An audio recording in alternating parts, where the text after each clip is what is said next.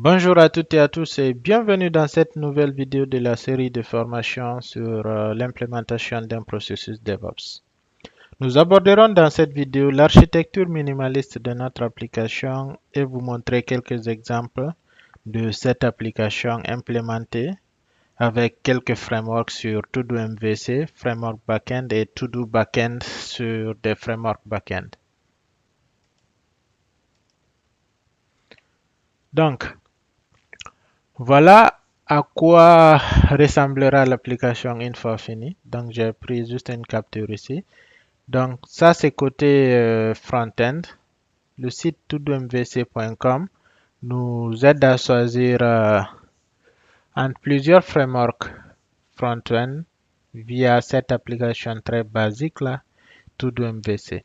Donc, il y a du Backbone, elle est implémentée avec du Backbone JS, du Angular JS à l'époque, en bord de jour React, et ainsi de suite. Quand je prends par exemple du React, vous voyez directement ici, j'ai une implémentation de cette application To-Do qui est faite avec du React. Ok.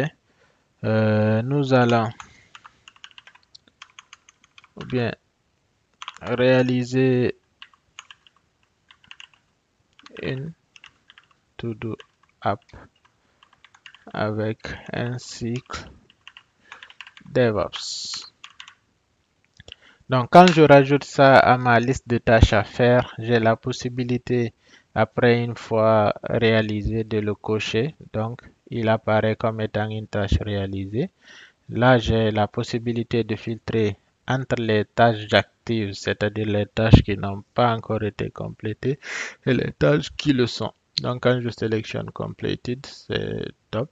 Donc, je peux encore réactiver, euh, quand je viens à All, je peux réactiver la tâche, double-cliquer dessus, modifier cette tâche-là, euh, par exemple DevOps et Agile, et valider à nouveau, réaliser cette nouvelle tâche et après la compléter. J'ai aussi la possibilité de supprimer toutes les tâches qui ont été complétées en fait, en sélectionnant la tâche puis Clear. Ok. Donc ici, j'ai la possibilité de sélectionner toutes les tâches et les marqué comme étant complété. Donc c'est une application vraiment très simple, très basique qu'on va essayer d'implémenter. Donc il y a aussi côté backend son implémentation avec quelques frameworks backend tels que du Spring, tels que du Django, ainsi de suite. Donc quand je viens,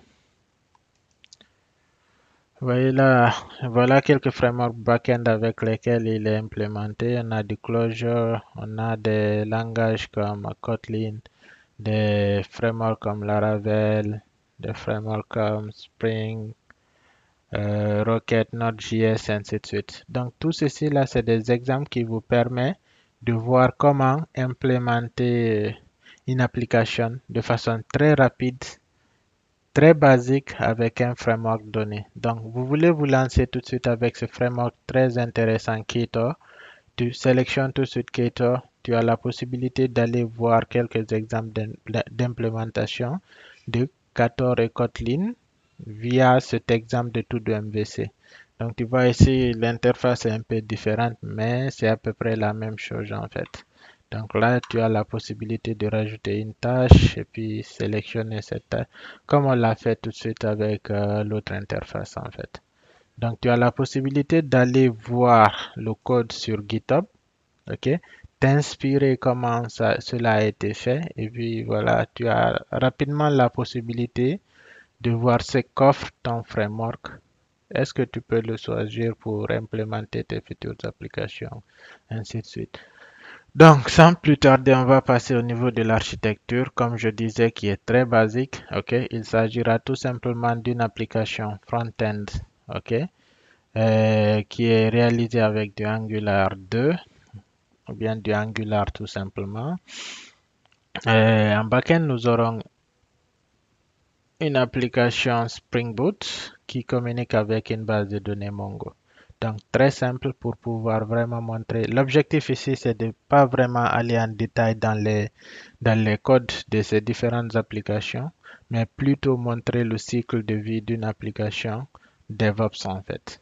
Donc, on pourra, si le temps le permet, dans les prochains jours, semaines et mois, faire plus de détails sur le code en fait. Donc, sans plus tarder, je vous donne rendez-vous à la prochaine vidéo. Nous allons commencer par développer cette application front-end, puis on fera le back-end. Donc, je vous remercie et je vous donne rendez-vous à très bientôt. Salut.